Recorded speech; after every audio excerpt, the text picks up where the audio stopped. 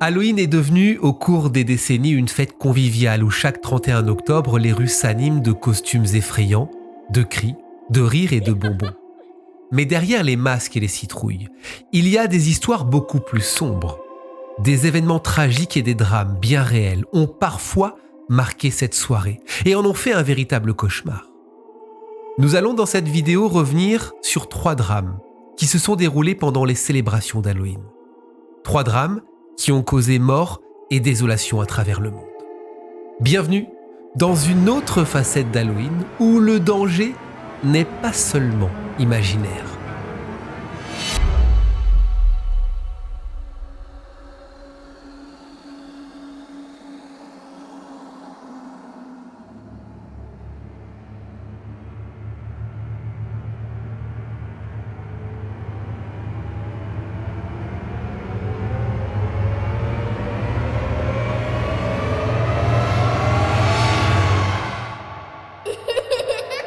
Aux États-Unis, Halloween est depuis longtemps une institution. Le 31 octobre de chaque année, les Américains enfilent des costumes effrayants, organisent des fêtes et frappent aux portes pour demander des bonbons. Ils célèbrent Halloween.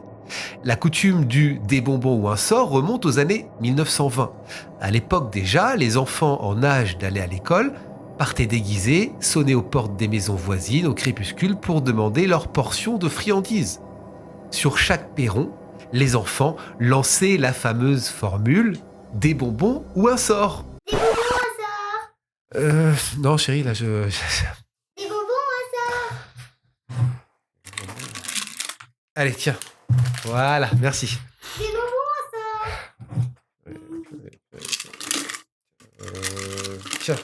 Tiens, hop. Allez. Des bonbons un sort. Des bonbons un sort. Oh là là. Allez, pour tout ça, hop. Allez, merci. Tiens, papa. C'est quoi? C'est quoi? On met sur la tête. Faut que je la mette là? Oui. Là? D'accord.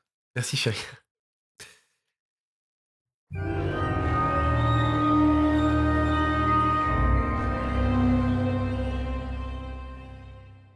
The Candyman. Ce 31 octobre 1974, les enfants de la ville de Deer Park, au Texas, ont entamé leur traditionnelle chasse aux bonbons.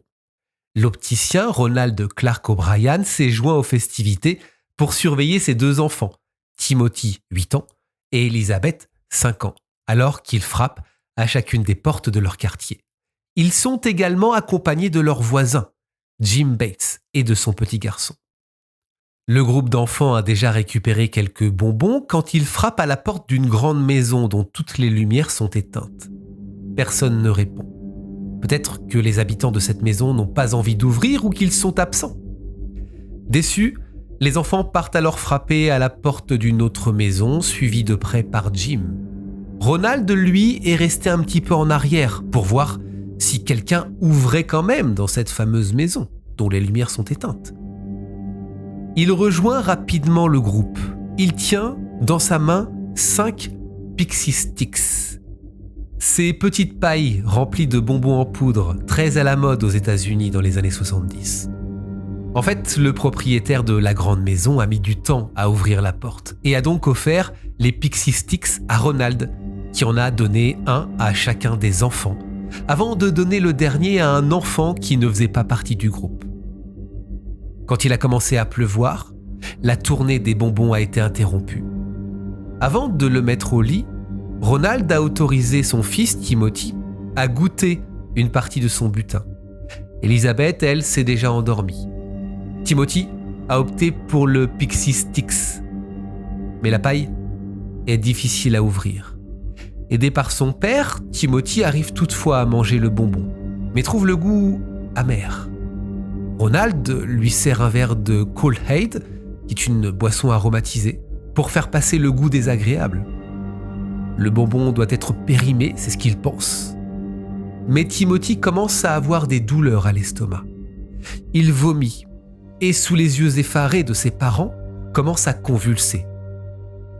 Il s'affaisse dans les bras de son père et meurt sur le chemin de l'hôpital. C'est l'incompréhension et les parents sont dévastés. La police est alertée et une autopsie a lieu à l'hôpital. Le médecin qui a pris en charge Timothy, déjà mort à son arrivée à l'hôpital, dit à la police que l'enfant sentait l'amande et qu'il suspecte donc la présence du cyanure dans son corps. L'autopsie le confirme. Timothy a ingéré suffisamment de poison pour tuer 2 adultes. Rapidement, vous l'avez compris, on fait le lien avec le Pixie Stix qui est analysé. La poudre du bonbon a été mélangée avec du cyanure de potassium. L'emballage a lui été ouvert avant d'être refermé avec une agrafeuse. Les officiers de police se sont empressés de retrouver les autres enfants qui s'étaient vus offrir des Pixie Stix. Heureusement, les autres enfants n'avaient pas mangé les bonbons, et notamment parce qu'ils n'avaient pas réussi à l'ouvrir à cause des agrafes. C'est la panique parmi les parents qui rapportent les bonbons d'Halloween de peur qu'ils ne soient empoisonnés. Ronald explique à la police qu'il n'a pas bien vu l'homme de la maison qui lui a donné les fameux Pixie Stix empoisonnés. Il n'a vu qu'un bras poilu à travers la porte. Il semble donc qu'un étranger a distribué des bonbons empoisonnés dans le seul but de tuer le plus d'enfants possible. La police emmène alors Ronald dans le quartier pour qu'il puisse leur montrer la maison du fameux meurtrier. Mais le problème, c'est que Ronald souffre malheureusement d'une perte de mémoire suite au choc de la perte de son fils. Il n'arrive plus à retrouver cette fameuse maison. L'enquête n'avance pas. Quelques jours après, pressé par la police, Ronald finalement les amène devant une maison. Comme le propriétaire n'est pas chez lui, les policiers se rendent sur son lieu de travail et l'arrêtent devant ses collègues. C'est lui qui a distribué les bonbons. Le mystère est résolu et l'affaire semble être en passe d'être close. Mais problème, l'homme qu'ils viennent d'arrêter, l'homme qu'ils suspectent, a un alibi en béton. Il travaillait ce soir-là.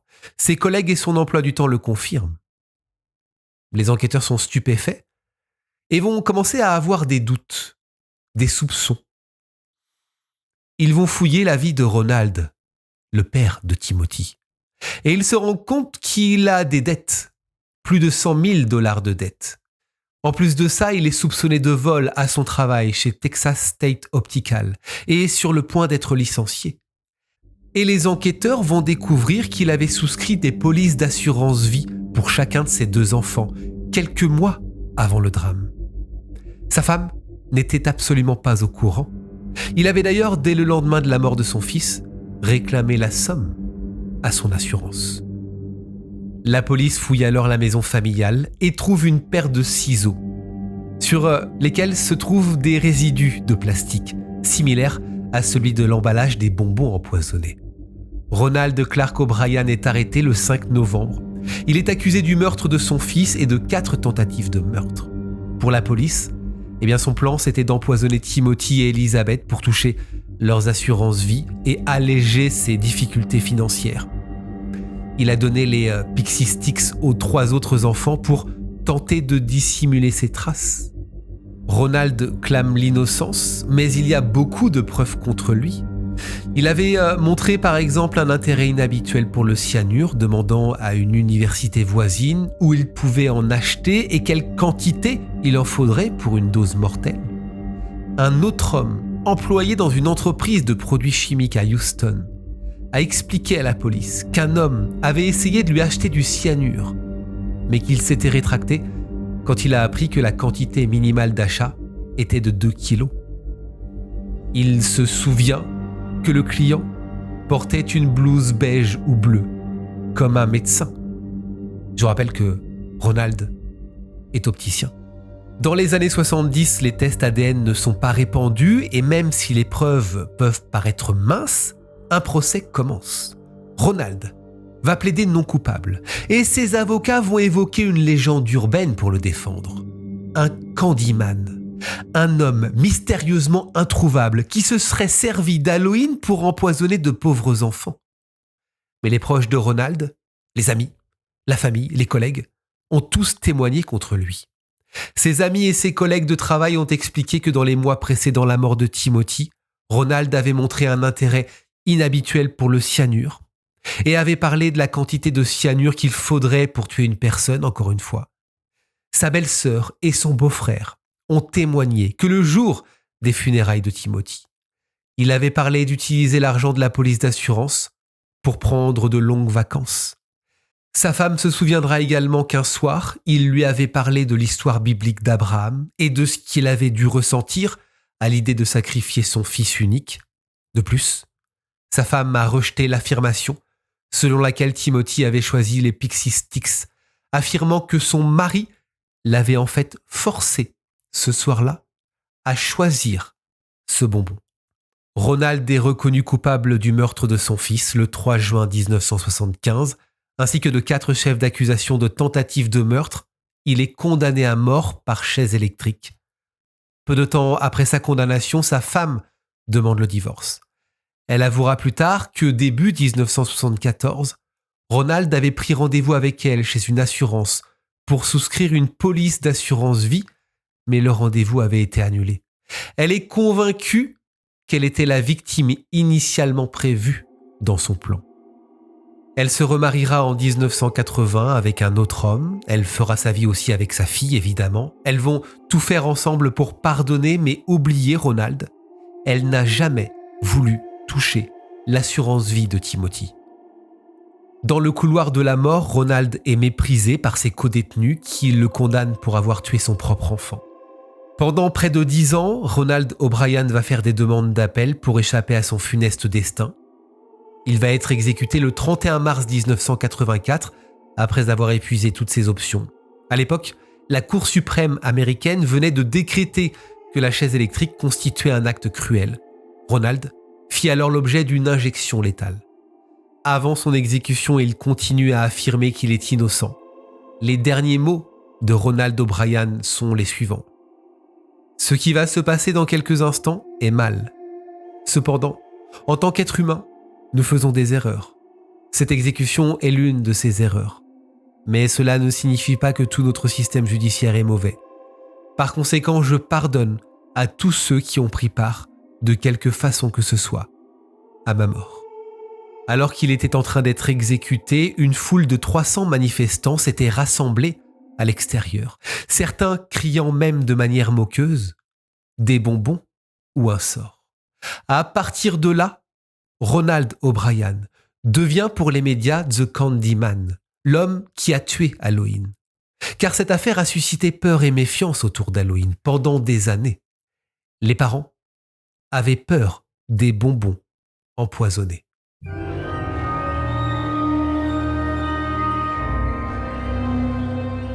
Meurtre au katana.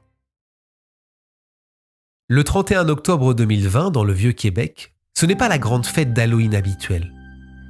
En effet, en raison du confinement, les rues sont assez calmes et vides. Personne ne remarque donc vers 22h15 une voiture qui stationne près d'un tunnel qui mène à l'entrée principale du château de Frontenac. Les caméras de vidéosurveillance de la ville enregistrent la scène. Un homme sort de son véhicule, vêtu de noir, avec un masque médical noir et un sabre dans les mains. Un sabre japonais, un katana, dont la lame mesure 77 cm. C'est Halloween. On pense à un déguisement, un samouraï, un chevalier médiéval. Le premier passant venu, Rémi, croit à une blague d'Halloween quand il voit cet homme foncer sur lui, sabre à la main. Mais il reçoit un coup de sabre sur la tête et tombe par terre. Il est conscient, il a le réflexe de récupérer son doigt tranché à terre et il court vers un groupe d'ados qui, effrayé, prend la fuite. Rémi va trouver alors refuge dans ce château où le personnel croit aussi à une blague. Finalement, Rémi est pris en charge et sera sauvé. Après sa première attaque, l'homme en noir va apercevoir un autre homme en face de l'auberge du trésor. Cet homme s'est arrêté prendre une photo. Il fonce sur lui avec son sabre et lui transperce l'abdomen. François Duchesne, 56 ans, meurt sur le coup. Des témoins ont entendu François dire « Ben voyons donc » avant de s'écrouler au sol. Ces images-là, évidemment, ne seront pas publiées. C'est alors que les premiers témoins appellent le 911 pour donner l'alerte. Le tueur au katana, comme il sera surnommé plus tard, traverse maintenant une ruelle et tombe nez à nez avec 2 amis français, Lisa et Pierre, rue de Buade. Le tueur passe entre eux, l'air serein. Lisa lui sourit car elle aussi elle est maquillée pour Halloween, elle pense que cet homme est déguisé pour la fête. Mais d'un coup, le tueur se jette sur Pierre et lui donne un coup sur la tête, avant de donner 13 coups de sabre à Lisa. Son grand manteau d'hiver va lui sauver la vie. Ils sont ensuite poursuivis jusqu'au bureau de poste, où l'agresseur rebrousse chemin. Alternant entre le pas de course et la marche, le tueur traverse ensuite une partie du séminaire de Québec et s'assoit près de la rue de la vieille université, avant de reprendre son chemin sur la rue des Remparts.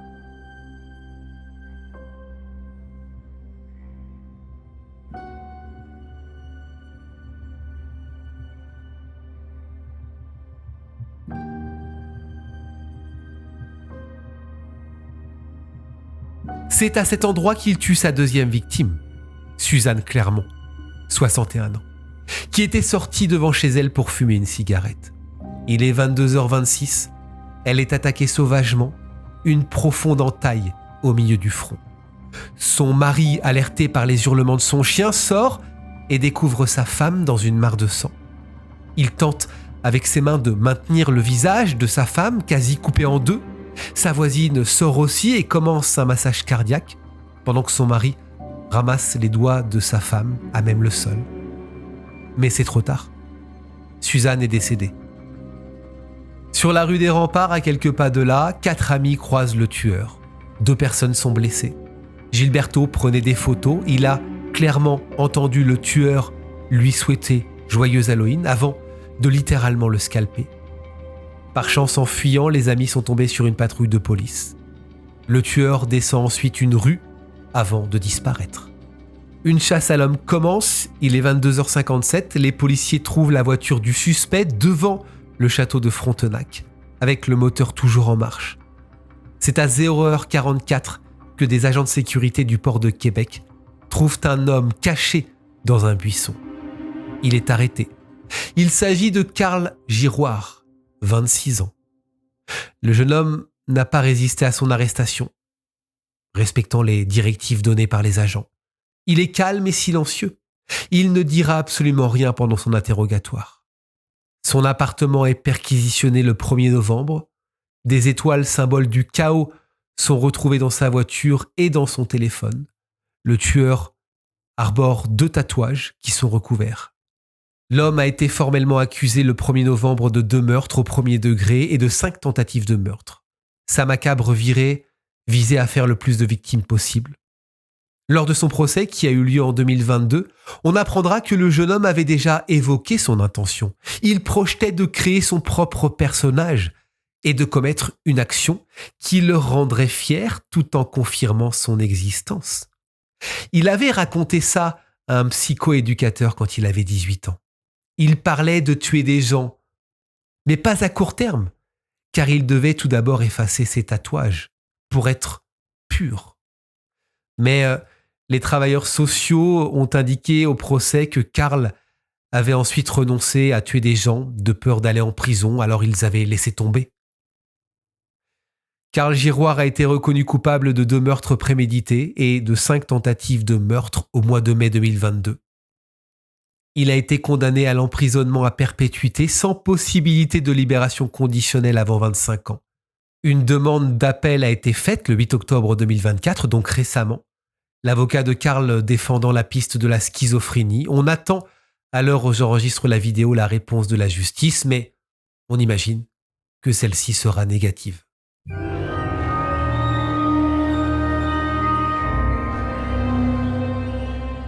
Mouvement de foule à Séoul. Nous sommes maintenant à Itaewon, un quartier animé de Séoul, en Corée, connu pour sa vie nocturne. Ce 29 octobre 2022 est synonyme de fête. Après la levée des restrictions liées au Covid, la population veut se retrouver et ce samedi soir est l'occasion de célébrer Halloween. Des dizaines de milliers de personnes, dont de nombreux jeunes, sont donc dans les rues. L'ambiance est festive, les bars sont pleins, les fêtards sont pour la plupart costumés pour l'occasion. Ce quartier de Séoul est renommé pour ses fêtes d'Halloween, mais aussi pour son dédale d'étroites ruelles difficiles d'accès, qui en fait son charme. Et après le Covid, eh bien, les jeunes de Séoul veulent s'amuser, alors la foule est bien plus nombreuse que les précédentes éditions d'Halloween. Foule, ruelles étroites, vous sentez le drame arriver ? Ce samedi soir, la foule est particulièrement dense. Des commerçants établis dans le quartier depuis une trentaine d'années assurent que la foule était d'une taille sans précédent. Dès le début de la soirée, des vidéos et des photos postées sur les réseaux sociaux font état d'une foule compacte, estimée à environ 100 000 personnes massées dans ces petites ruelles.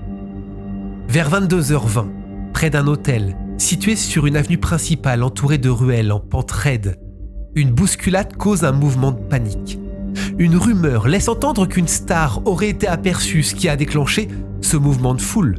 Mais rien n'a été confirmé et il s'agissait bien d'une rumeur. Quelques premières chutes et tout s'emballe. Les gens commencent à se presser les uns contre les autres. Et ceux qui sont en bas de la pente se retrouvent alors écrasés sous le poids des autres fêtards. Surprises par ce mouvement de foule, de nombreuses personnes, dont beaucoup de jeunes femmes, se retrouvent au sol les unes sur les autres et sont piétinées, tandis que d'autres sont pressées contre les murs. Certains ne pensent qu'à leur propre survie et écrasent les autres pour tenter de sortir de là. Vous l'avez compris, c'est l'effet domino. Lorsque la foule commence à bouger dans un mouvement de panique, certaines personnes trébuchent, entraînant d'autres dans leur chute. Rapidement, les secours arrivent, mais ont du mal à accéder aux victimes à cause, encore une fois, de la densité de la foule. De cette foule compacte, les secouristes ont du mal à évacuer les victimes. Corps alignés sur le trottoir sous des couvertures ou autres linceuls de fortune. Massage cardiaque pratiqué dans la rue par des passants à la demande des pompiers débordés. Personnes déguisées ou en tenue de soirée, courant dans la panique. La nuit d'Halloween tourne au cauchemar. Plus de 2500 personnes sont portées disparues. Quelques jours après cette bousculade mortelle, le bilan tombe, il est lourd, il est très lourd. 159 morts, dont un Français, et 130 blessés. La plupart des victimes décédées sont des jeunes femmes âgées d'une vingtaine d'années. Plus petites pour la plupart, plus menues, elles n'ont pas eu la force de s'extirper et sont mortes écrasées et asphyxiées. De nombreux survivants ont par la suite raconté les scènes de chaos et de terreur. Certains décrivent avoir été coincés dans la foule, incapables de respirer ou de bouger. D'autres se sont retrouvés à devoir grimper sur les corps de personnes tombées pour tenter de s'en sortir. Le manque de contrôle des autorités locales, l'absence d'une gestion adéquate des foules et l'afflux inattendu d'une telle masse de personnes ont contribué à la catastrophe. D'ailleurs, le gouvernement sud-coréen a été vivement critiqué pour son manque de préparation et de gestion, malgré les signes évidents d'une foule surchargée. Les services d'urgence ont également été critiqués pour leur lenteur dans leur intervention et pour ne pas avoir anticipé les risques liés à une telle affluence. Le président a ensuite déclaré une période de deuil national et a promis une enquête approfondie pour déterminer les responsabilités. D'ailleurs, ce 30 septembre 2024, un tribunal sud-coréen a condamné l'ancien chef de la police du district d'Itaewon, à Séoul, à 3 ans de prison, coupable de ne pas avoir pu empêcher cet accident. Un autre ancien policier, responsable du centre d'urgence de la police, a été condamné, lui, à 2 ans de prison pour les mêmes motifs. Ce drame est l'une des pires catastrophes que la Corée ait connues et a entaché pour longtemps les festivités d'Halloween dans ce quartier.